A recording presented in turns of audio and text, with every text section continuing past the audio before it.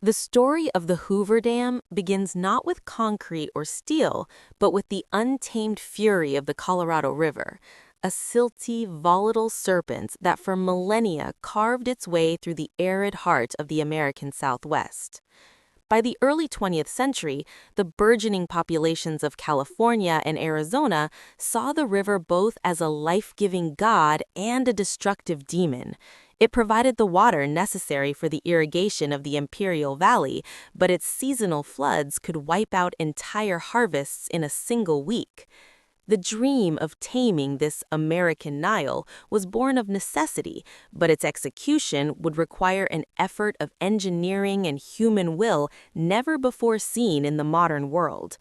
The project took shape against the backdrop of the Great Depression, a time when the American spirit was bruised and thousands of men were desperate for the dignity of a day's work. In 1931, the Bureau of Reclamation set its sights on the Black Canyon, a desolate, vertical-walled chasm on the border of Nevada and Arizona, where the heat often climbed to 120 degrees Fahrenheit and the wind carried the grits of the Mojave Desert. The logistics were staggering. Before a single drop of concrete could be poured, the Colorado River, one of the most powerful currents in North America, had to be moved. This required the construction of 4 massive diversion tunnels, 2 on each side of the canyon, bored through the solid volcanic rock of the canyon walls. These tunnels, each 50 feet in diameter, were a hellish environment for the laborers known as muckers and drillers. They worked in a suffocating haze of heat and exhaust fumes from the trucks that hauled away the debris, leading to frequent cases of carbon monoxide poisoning and heat stroke. To clear the loose rock from the canyon walls, a specialized group of workers known as high scalers emerged as the daredevils of the project. Suspended by thin ropes hundreds of feet above the canyon floor, they used jackhammers and dynamite to strip away the weathered skin of the cliffs. These men, often former sailors or circus performers, swung through the air with terrifying ease, protected only by hard hats, a local invention made by dipping cloth hats in coal tar to protect their skulls from falling pebbles. By 1932, with the diversion tunnels complete and the river successfully rerouted around the construction site, the colossal task of building the dam's foundation began. 2 coffer dams were built to keep the site dry, and the bedrock was scrubbed clean until it was as smooth as a kitchen floor. The engineering challenge now shifted to the material that would form the dam, concrete. If the Hoover Dam had been poured as a single, continuous block of concrete, calculations showed it would have taken more than 125 years to cool and harden, and the resulting internal heat would have caused the structure to crack and crumble under its own weight. To solve this, the engineers conceived a revolutionary cooling system. The dam was built as a series of interlocking trapezoidal columns woven together like a giant Lego set. Within these columns, over 580 miles of 1-inch steel piping were laid through which ice-cold water from a massive refrigeration plant was circulated. This allowed the concrete to cool and shrink in a controlled manner, after which the pipes were filled with grout to seal the structure into a monolithic whole. The scale of the concrete work was unprecedented. Over 3.25 million cubic yards of concrete were used for the dam itself, enough to pave a 2-lane highway from San Francisco to New York City. The Big Bucket, a massive steel container capable of carrying 20 tons of wet concrete, became the rhythmic heartbeat of the site, swinging from aerial cableways day and night. The pace of construction was relentless, driven by the project manager Frank Crow, a man known for his obsession with efficiency and his ability to push men to their limits. Despite the brutal conditions and the constant threat of injury, the workers of the Hoover Dam, mostly migrants who had fled the Dust Bowl, formed a unique community. They lived initially in Ragtown, a lawless squalor of tents and cardboard shacks, before the government built Boulder City, a planned community designed to house the workforce in a more disciplined, wholesome environment. As the dam rose, its architectural identity began to take shape. While the structure was a marvel of utility, the involvement of architect Gordon Kaufman ensured it would also be a masterpiece of Art Deco design. The elegant curves of the dam's face, the four majestic intake towers that stood like sentinels in the rising waters of Lake Mead, and the intricate terrazzo floors in the power plant, featuring motifs from Navajo and Hopi weaving, turned a piece of infrastructure into a temple of modernism. By 1935, the dam reached its full height of 726 feet, towering over the canyon floor.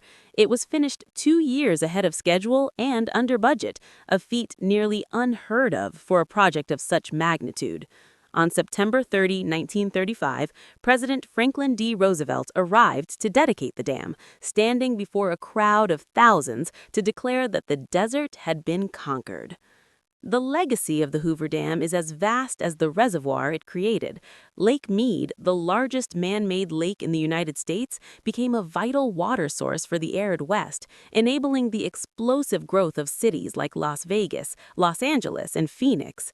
The dam's hydroelectric turbines provided the cheap power that fueled the industrialization of the Southwest and supported the American war effort during World War II. Yet, the project was not without its shadows. Over 100 men lost their lives during its construction, and the ecological impact on the Colorado River Delta was profound and permanent. Today, the Hoover Dam remains a testament to an era of monumental ambition, a concrete scar across the desert that represents the pinnacle of human ingenuity and the relentless desire to bend the natural world to the needs of civilization. It stands as a bridge between the wild, untamed frontier of the 19th. While the external rise of the Hoover Dam was a spectacle of vertical ambition, its internal anatomy was equally complex, representing a subterranean world of precision and power. Beneath the millions of tons of concrete lay a labyrinth of inspection galleries, ventilation shafts, and drainage tunnels that stretched for miles. These galleries served as the nervous system of the dam, allowing engineers to monitor the immense pressure exerted by the weight of Lake Mead. To this day, technicians walk these cool, damp corridors, checking for seepage and measuring the minute movements of the structure using plumb bobs and laser sensors. The heart of this giant, however, beat within the U-shaped powerhouse at the dam's base. Here, the sheer force of the Colorado River was translated into the invisible currency of the 20th century, electricity. Huge steel pipes known as penstocks, some large enough to drive a train through, channeled the water from the intake towers down into the massive turbines. The roar within the powerhouse was deafening, a constant vibration that signified the birth of the modern electrified American West. This was not just a wall of concrete, it was a high-tech factory that would eventually provide the sparks for the neon lights of Las Vegas and the industrial engines of Los Angeles. The human story of the dam extended far beyond the canyon walls into the meticulously planned streets of Boulder City. Built by the federal government to replace the squalid, heat-blasted Ragtown, Boulder City was a social experiment in controlled living. It was a government town where alcohol and gambling were strictly forbidden, a stark contrast to the nearby frontier town of Las Vegas. For the wives and children of the workers, life was a struggle against the isolation of the desert. The wind was a constant companion, howling through the canyons and carrying a fine, alkaline dust that coated everything. Yet a sense of pioneer pride emerged. Women organized schools, garden clubs, and community dances, turning a temporary construction camp into a permanent home. However, the town also reflected the prejudices of its time. The workforce was overwhelmingly white, and the few African American workers hired were relegated to the most menial tasks and faced systemic segregation, a shadow on the project's legacy of progress. The construction was also a battleground of medical mystery and labor rights. The official death toll stands at 96, but this number remains a point of historical contention. Many workers succumbed to what was officially diagnosed as pneumonia, but many families and historians believe these deaths were actually caused by carbon monoxide poisoning in the unventilated diversion tunnels. The 6 companies, the consortium of contractors led by the relentless Frank Crow, prioritized speed and profit, often at the expense of safety protocols.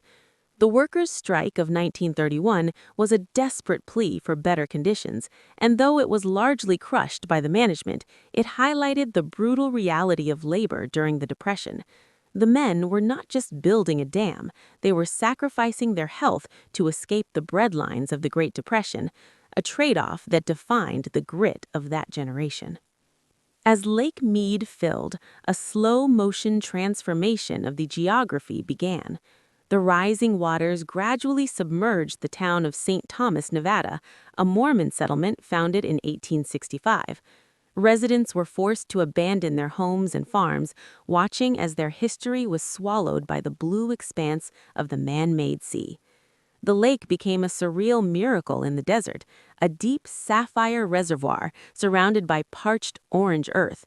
It created a new ecosystem and a new economy of recreation, but it also signaled the end of the Colorado River's natural cycle.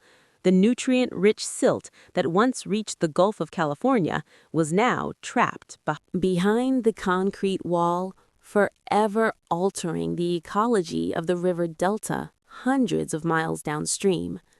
The dam was a triumph of human engineering, but it was also a profound intervention in the natural order.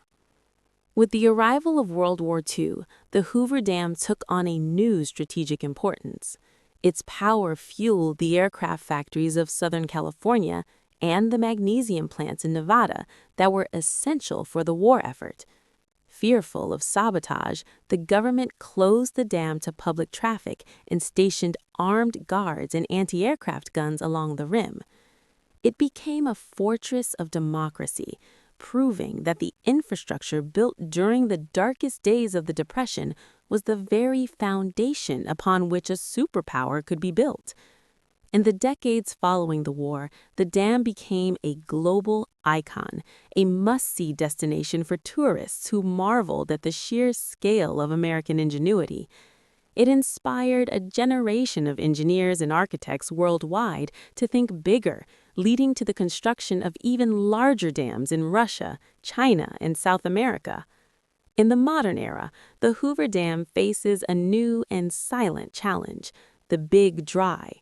Decades of drought and a warming climate have caused Lake Mead's water levels to plummet, revealing a stark bathtub ring of white mineral deposits on the canyon walls. The intake towers, once deeply submerged, now loom high above the waterline, and the power generation capacity of the turbines has been threatened. This environmental shift has forced a national conversation about the sustainability of the West's water management. To alleviate traffic and protect the dam, the Mike O'Callahan-Pat Tillman Memorial Bridge was completed in 2010. Spanning the canyon just south of the dam, this concrete arch bridge offers a breathtaking view of the structure, allowing the dam to retire from its role as a highway and remain solely as a monument and utility. Today, the Hoover Dam stands as a complex monument to human will. It is a symbol of the era when Americans believed they could engineer their way out of any crisis. It remains an architectural masterpiece of the Art Deco style, a source of life-giving water for millions, and a warning about the limits of natural resources.